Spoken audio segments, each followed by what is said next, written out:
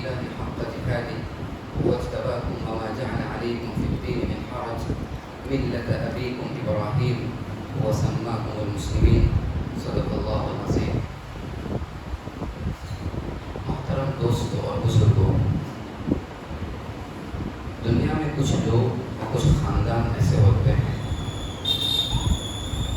جن کی محنتیں، جن کی مجاہدیں، جن کی کاوشیں اور کوششیں نسلوں تک کام نہیں ہے. مثال سے اگر ہم اس کو سمجھنا چاہیں تو ہم اپنی ہی مثال دے سکتے ہیں یا سمجھ سکتے ہیں. میں جس گھر میں رہتا ہوں، اس گھر میں میرا کیا لگا؟ یہ زمین جس پہ میں نے گھر بنایا میری نہیں تھی، یہ شاید میرے والد کی یا میرے دادا کی یا اور اوپر کسی نے اس کو خریدا ہوگا، اور اس کو خریدنے کے لیے، اس کو پانے کے لیے بڑی جدوجہد کی ہوگی، بڑی کوشش اور محنتیں کی ہوگی، تب وہ ان کو ملی.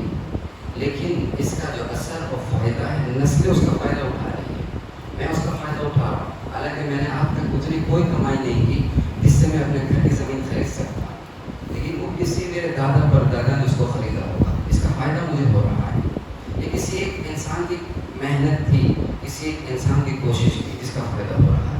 کبھی خاندان بڑی محنت کرتے ہیں، اس خاندان کا فائدہ بہت دور تک جاتا ہے، لوگ اس سے فائدہ اٹھاتے ہیں. بالکل اسی طرح اس ملت کے لیے، اس مذہب کے لیے، اس دین کے لیے جن دو خاندانوں نے سب سے زیادہ کوشش کی، سب سے زیادہ جدوجہد کی، سب سے زیادہ اپنی قربانی پیش کی، وہ دو خاندان ہیں. ایک آل ابراہیم ہے اور ایک آل محمد ہے. یہ دو خاندان ہیں. جو قربانیاں ان دونوں نے پیش کی ہیں وہ پوری انسانی تاریخ میں کسی خاندان نے کبھی پیش نہیں کی ہے. اس لیے ہم اور آپ کبھی بھی آل ابراہیم اور آل محمد سے جدا نہیں ہو سکتے، کبھی جدا نہیں ہو سکتے. ہم نماز پڑھتے ہیں، اللہ کو یاد کرتے ہیں. نماز خالص اللہ کی یاد کا نام ہے، جس میں اول سے لے کر اخیر تک صرف اور صرف اللہ کو یاد کیا جاتا ہے. الحمدللہ رب العالمین پوری صورت اللہ کے گن گانے کا نام ہے. اس کے بعد اللہ کا کلام پڑھا جائے گا. رکوع میں گئے اللہ کی بڑائی ہے، سبحان ربی العظیم. سجدے میں گئے اللہ کی بڑائی ہے، سبحان ربی الاعلیٰ. پھر التحیات پڑھیں گے اللہ کی بڑائی ہے. لیکن ان دو خاندانوں کو اللہ نے ہماری زندگی سے الگ نہیں کیا. درود پڑھنا ہوگا، اور درود میں ان دو خاندانوں کی یاد ہے. اللہم صلی علی محمد وعلی آل محمد. آل معنی خاندان ہے. اللہم صلی علی محمد وعلی آل محمد کما صلیت علی آل ابراہیم وعلی آل ابراہیم. پورا درود جس میں آل محمد کو یاد کیا گیا، آل ابراہیم کو یاد کیا گیا. اللہ نے گویا اپنی یاد کے ساتھ ابراہیم کے خاندان کی یادوں کو، اور اللہ نے اپنی یاد کے ساتھ محمد رسول اللہ صلی اللہ علیہ وسلم کے خاندان کی یاد کو جوڑ دیا. ہم ان دو خاندانوں سے کبھی جدا نہیں ہو سکتے. بالکل اسی طرح جس طرح میں نے آپ کے سامنے مثال رکھی کہ میں جس زمین پہ رہ رہا ہوں وہ میرے باپ کی ملکت ہے، میں اس سے جدا نہیں ہو سکتا. میں ایک ایک پائی کا حساب لوں گا، کسی پرائے سے نہیں، اپنے بھائی سے لوں گا. بڑا ہے تو کیا ہوا، باپ نے چھوڑا ہے، میرے دادا نے اس کو کمایا تھا، دادا نے باپ کو دیا.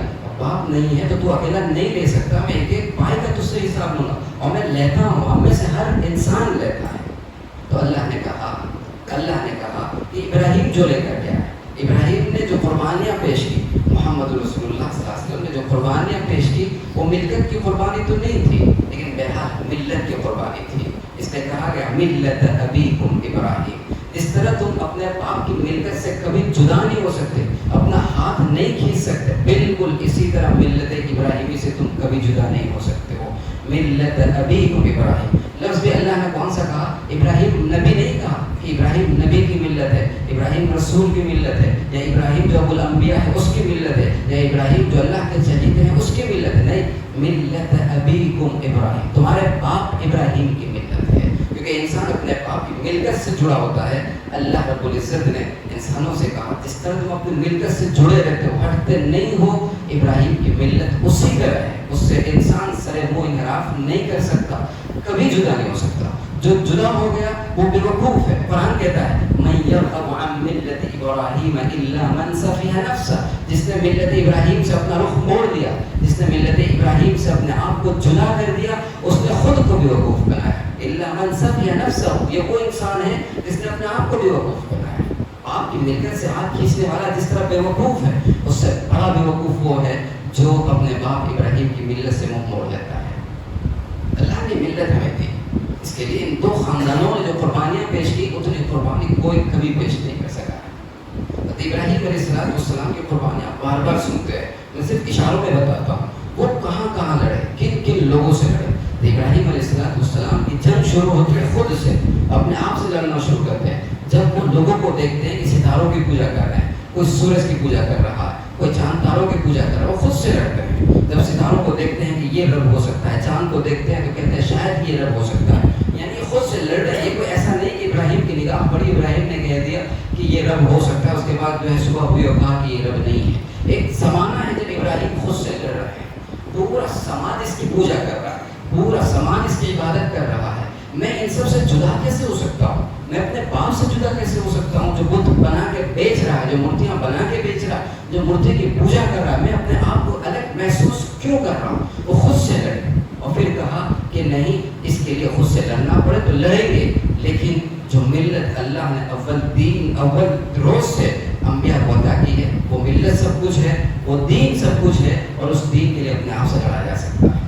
پھر انہوں نے فیصلہ کیا کہ میں سماج سے الگ ہو جاؤں گا. انہوں نے سماج کو سمجھانے کی کوشش کی. وہ بت کدے میں گئے، بت خانے میں گئے جہاں بت رکھے ہوئے تھے، سب کو توڑ دیا.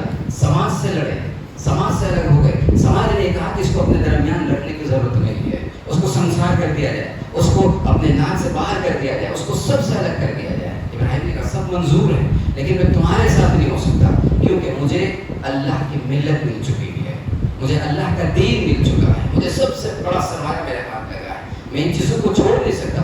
پکڑ کے بادشاہ کے سامنے کھڑا کر دیا گیا. بادشاہ سے لڑ رہے ہیں، وہ زمانے کے سب سے بڑے بادشاہ نمرود سے لڑ رہے ہیں. وہ تیسرے پارے اس کا تفصیلی ذکر ہے. حضرت ابراہیم علیہ السلام اس کو سمجھانے کی کوشش کی کہ میرا رب ایسا ہے ویسا. اس نے اپنی بیوقوفی کا اظہار کیا، لیکن ابراہیم نے ہمت نہیں ہاری. یہاں تک لڑے کہ بادشاہ نے یہ فیصلہ کیا کہ ابراہیم کو آگ میں ڈالا جائے گا. وہ اس کے لیے تیار ہو گئے کہ ہم آگ میں کود سکتے ہیں، اپنے آپ کو جلا سکتے ہیں، لیکن اللہ کی طرف سے ملی ہوئی ملت کو ہم کبھی چھوڑ نہیں سکتے ہیں. وہ آگ میں کودے، آگ نے ان کو جلایا نہیں. پھر وہ باپ سے لڑے. انہوں نے دیکھا کہ سب کچھ کر ہی رہے، لیکن میرے گھر میں میرا باپ بھی غلط کا ساتھ دے رہا ہے، میرا باپ کی غلط کی عبادت کر رہا ہے. انہوں نے اپنے باپ کو سمجھایا، یا ابت لم تعبد ما لا يسمع ولا يبصر ولا يغني عنك شيئا. ابا کیا کر رہے ہیں آپ؟ ان چیزوں کی پوجا کر رہے ہیں جس میں سننے کی طاقت نہیں، جس میں دیکھنے کی طاقت نہیں، جس میں سمجھنے کی طاقت نہیں. یا ابت لا تعبد الشیطان. ابا جو آپ کر رہے ہیں نا وہ شیطان کی پوجا ہے، وہ خدا کی پوجا نہیں ہے. شیطان کی پوجا مت کیجیے. یا ہم نے اپنے والد کو سمجھایا. والد نے کیا کہا؟ واہجرنی ملیہ، جاؤ مجھے چھوڑ کے چلے جاؤ. باپ سے لڑے، وطن چھوڑنے کی بات ہے. سماج سے لڑ گئے، اپنے بادشاہ سے لڑے، اپنے باپ سے لڑے. اس کا نتیجہ یہ ہوا کہ ان کو اپنا وطن چھوڑنا پڑا. سب کچھ چھوڑ چھاڑ کے چلے گئے. کیوں؟ ان کی نگاہ میں اگر کوئی چیز تھی تو صرف اور صرف ایک ہی چیز تھی. وہ کیا تھا؟ اللہ کا دیا ہوا دین، اللہ کی دی ہوئی ملت. کیا زبردست اہمیت ان کے دل و دماغ میں بیٹھ گئی ہوگی. فقہ کے مسئلے کی روح سے کوئی اگر آپ کے سر پہ گن رکھ کے کہے کہ فلاں کلمہ پڑھو، آپ پڑھ سکتے نہیں پڑھ سکتے الگ مسئلہ ہے، لیکن ان کے دل میں جو بیٹھا تھا نا وہ کیسا زبردست تھا کہ آگ میں کود سکتے ہیں، باپ سے لڑ سکتے ہیں، زمانے کے بادشاہ سے لڑ سکتے ہیں، اس سے بحث کر سکتے ہیں، سب مل کے ہمیں اپنے وطن سے جدا کر سکتے ہیں، اپنے ملک سے نکال سکتے ہیں، ہم ہجرت کر سکتے ہیں، ہم سب کچھ کر سکتے ہیں. خدا کا دین نہیں چھوڑ سکتے. نہیں چھوڑا انہوں نے. اللہ ان کو وہاں سے نکالا. ایک جگہ جب پہنچتے ہیں تو اللہ کی طرف سے حکم ہوتا ہے کہ اب اپنی بیوی اور بیٹے کو بھی چھوڑ دو. اللہ کی خاطر چھوڑنا تھا. کہاں پر؟ وادی غیر ذی زرع عند بیتک المحرم. ایک ایسی وادی میں جہاں نہ پانی ہے، نہ گھاس ہے، نہ کوئی چیز ہے، یعنی جہاں زندگی کا کوئی نام و نشان نہیں ہے. وہاں چہیتوں کو چھوڑنا ہے، اپنے پیاروں کو کس کو چھوڑنا ہے؟ جن کی خاطر یا وہ لوگ جب سماج چھوڑ کے ابراہیم آ رہے تھے وہ ان کے ساتھ آ رہے ہیں. وہ 2-3 لوگ ہیں. اللہ نے کہا کہ میں ہی سب کچھ ہوں. اگر میرے لیے تمہاری زندگی کے بالکل آڑے وقت میں کام آنے والے انسانوں کو بھی چھوڑنا پڑے تو چھوڑنا ہوگا. ہاجرہ تمہارے ساتھ تھی، اسماعیل تمہارے ساتھ تھے، جو خدا کی خاطر تمہارے ساتھ دے رہے تھے نا، لیکن وہ خدا سے بڑھ کے نہیں ہے. خدا کا حکم آئے گا اسماعیل کو بھی چھوڑنا ہوگا، خدا کا حکم آئے گا ہاجرہ کو بھی چھوڑنا ہوگا. کسی اچھی جگہ میں نہیں، جہاں خدا کا حکم ہوگا وہاں چھوڑنا ہوگا. اور خدا کا حکم ایسی جگہ کا ہوگا جہاں کوئی عقل مند انسان مند ہو کہ عقل مند تھے، انہوں نے چھوڑ دیا، کیونکہ انہیں معلوم تھا جو چیز مجھے ملی ہے، ملت جو مجھے ملی ہے، دین جو مجھے ملا ہے، ان الدین عند اللہ الاسلام، کوئی الگ دین نہیں تھا، اول روز سے وہی اسلام تھا. انہیں پتا تھا وہ دین جو اللہ نے مجھے عطا کیا ہے، اس سے بڑھ کے کوئی چیز اس کائنات میں کبھی نہیں ہو سکتی. ایک واحد چیز ہے جس کے لیے زمانے سے لڑا جا سکتا ہے، ایک واحد چیز ہے جس کے لیے باپ سے لڑا جا سکتا ہے، جس کے لیے بیٹے سے لڑا جا سکتا ہے، جس کے لیے اپنے ماں باپ کو چھوڑا جا سکتا ہے، جس کے لیے وطن کو چھوڑا جا سکتا ہے، جس کے لیے اولاد اور بیوی کو بھی چھوڑا جا سکتا ہے، وہ صرف اور صرف اللہ کا دین ہے. یہ ابراہیم نے اتنی قربانیاں دی ہیں، اس لیے ہم درود میں ان کو یاد رکھتے ہیں، ان کو بھولتے نہیں ہیں. ہم بھولنے والے قوم نہیں ہیں، ہم سب کچھ یاد رکھنے والی قوم ہے. جو اپنے آبا کو بھلا دے وہ مسلمان کہاں ہو سکتا ہے؟ اللہ نے تو ان کے نام چن چن کے قرآن میں بیان کیے ہیں. پوری سورت اتار دی ابراہیم کے نام سے، سورہ ابراہیم 13 پارے میں. ان کا تذکرہ قرآن بھرا ہوا ہے، حضرت موسیٰ کے تذکرے سے قرآن بھرا ہوا ہے. یہودیوں کو جتنے دعوے ہو، لیکن اللہ نے کہا کہ ایک مسلمان اپنے نبی کو، اپنے آبا و اجداد کو، اپنے بڑوں کو کبھی نہیں بھول سکتا ہے. وہ اپنوں کو یاد رکھ کے چلتا ہے. وہ ان کے لیے قربانیاں دے کر کے گئے ہیں، انہوں نے سب کو یاد رکھا. یہاں میں تو سب بھلا رہے ہیں، الگ مسئلہ ہے. ابراہیم علیہ السلام بڑی قربانیاں دی ہیں. پھر اس کے بعد جناب محمد رسول اللہ صلی اللہ علیہ وسلم نے اپنا سب کچھ لٹا دیا، سب کچھ لٹا دیا. اور حضرت ابراہیم کو مکہ صرف اور صرف اس لیے بھیجا گیا تھا تاکہ محمد رسول اللہ صلی اللہ علیہ وسلم کا وجود ایک صالح معاشرے میں ہو سکے، ایک دین تیار ہو سکے. ابراہیم علیہ السلام تقریباً 4500 سال پہلے مقام عرج عراق ایک جگہ پر پیدا ہوئے ہیں. وہ جو سماج تھا، اس سماج میں اپنے بتوں کو چھوڑ کر، کفر کے کلچر کو چھوڑ کر کچھ نیا کام کرنا، ایک خدا کی عبادت کی طرف آنا، ان کے تہوار کو چھوڑ کر اپنا کوئی تہوار بنانا، ایک یعنی انسان کی سوچ سے باہر کی چیز تھی. تو اللہ تعالیٰ نے خود ابراہیم علیہ السلام کو وہاں سے ہٹا دیا. اس کو ہم ڈیزرٹ تھراپی کہتے ہیں. اللہ نے حضرت ابراہیم علیہ السلام کو ڈیزرٹ میں بھیجا، ایک صحرا میں بھیجا. کیوں بھیجا؟ اس لیے کہ جب سماج میں کفر و شرک عام ہو جاتا ہے، لوگ اس سے باہر نکل کر سوچنا بند کر دیتے ہیں.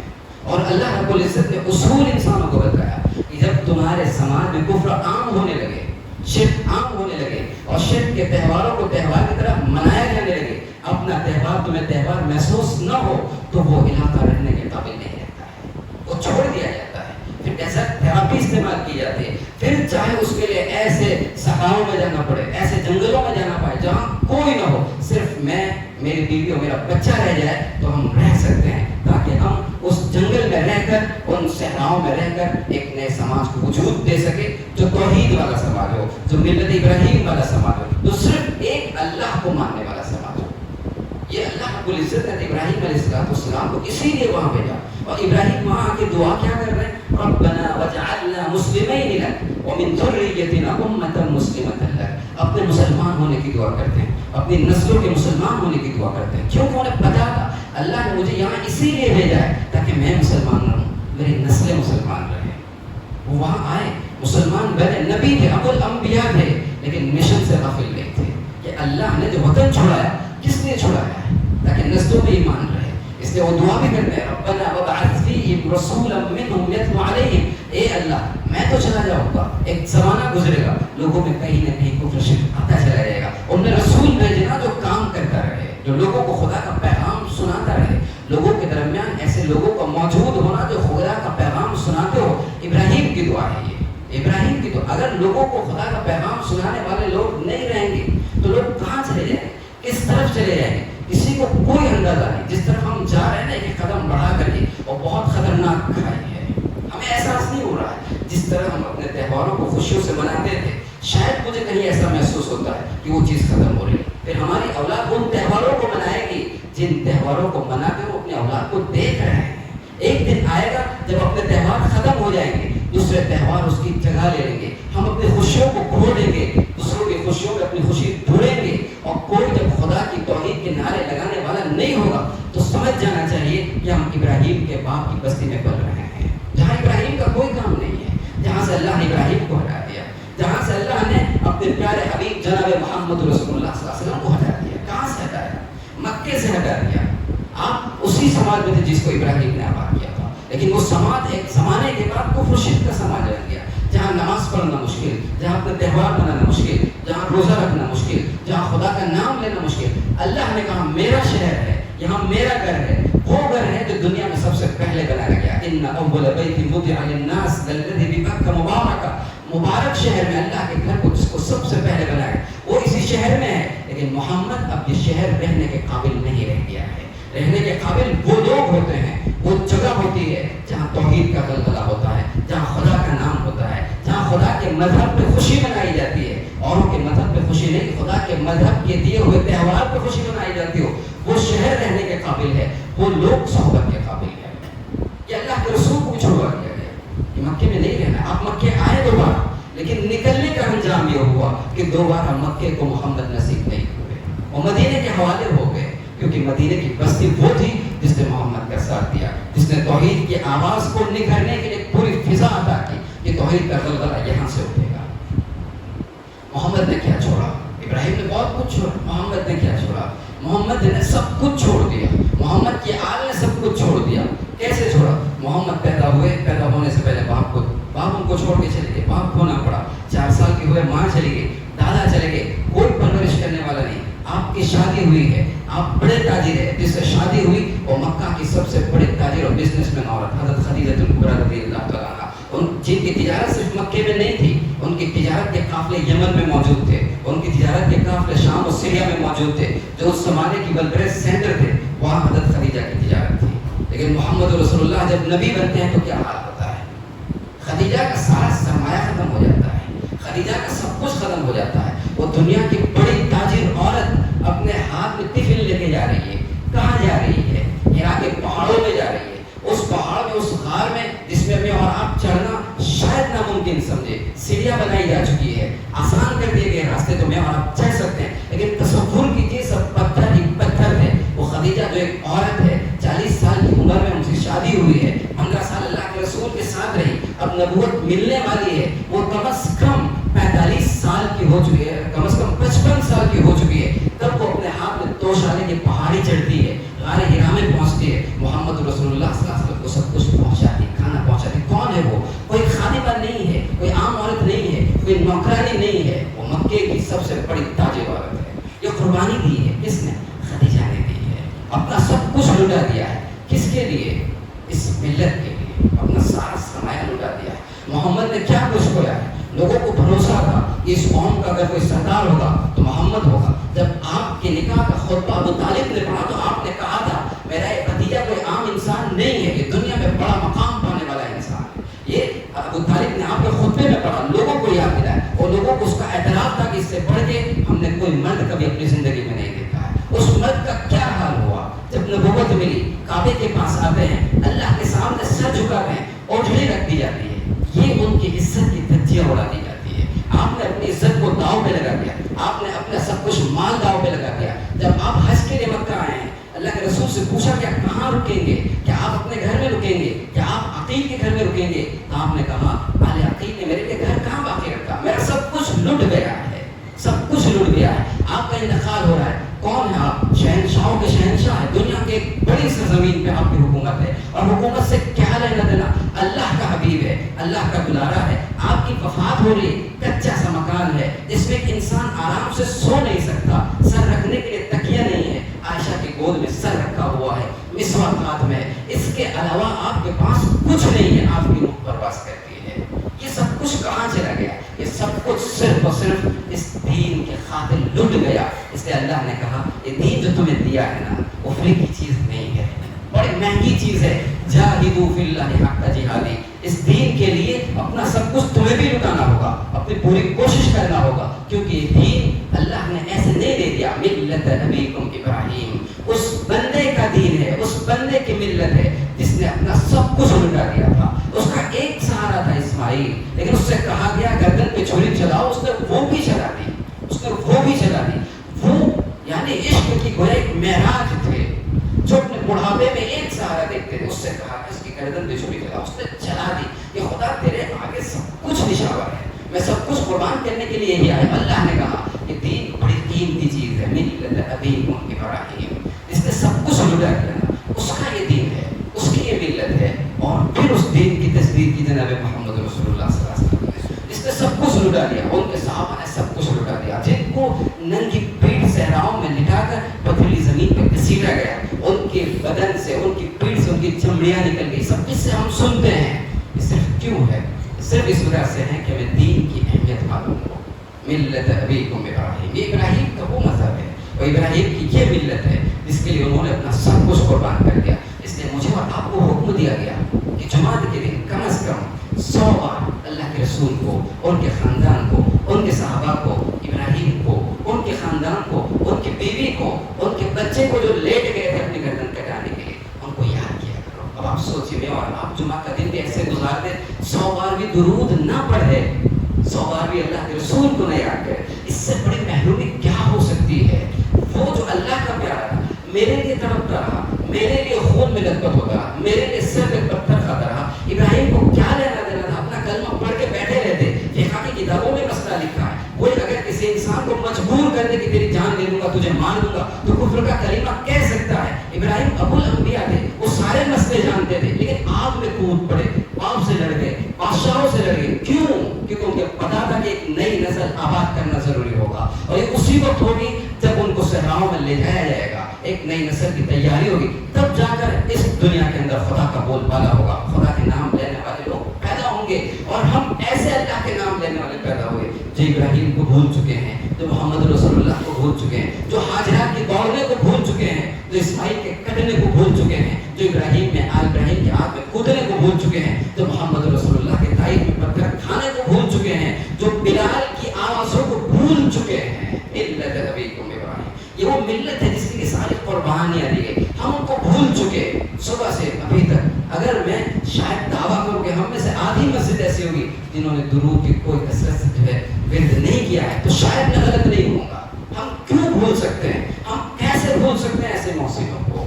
کسی نے میرے راستے میں چلتے مدد کی، میں زندگی میں اس کو بھولتا نہیں، بار بار اس کا تذکرہ کرتا ہوں، فلاں نے میری مدد کی تھی، میرے گھر پہ کھانا نہیں تھا، اچانک وہ آیا، اس نے کھانا بھروا دیا. سب کچھ ہمیں یاد ہے، ہمیں باپ کی ملکت یاد ہے، ہمیں عورت کی ملکت یاد ہے، ہمیں سب کچھ یاد ہے. ہم نے اگر کسی کو بھلا دیا، محمد رسول اللہ کو بھلا دیا، آل محمد کو بھلا دیا، ابراہیم کو بھلا دیا، آل ابراہیم کو بھلا دیا. وہ صرف نماز میں یاد آتے ہیں جب ہم تشہد کے بعد درود پڑھتے ہیں، وہ بھی بے خیالی میں یاد آتے ہیں، اللہم صلی علی محمد وعلی آل محمد. احساس کچھ نہیں ہوتا کہ ہم کس کو درود بھیج رہے ہیں، ہم کس پہ سلامتی بھیج رہے ہیں، ہم کون سے ابراہیم کو یاد کر رہے ہیں، ہم کون سی ابراہیم کی اولاد کو یاد کر رہے ہیں.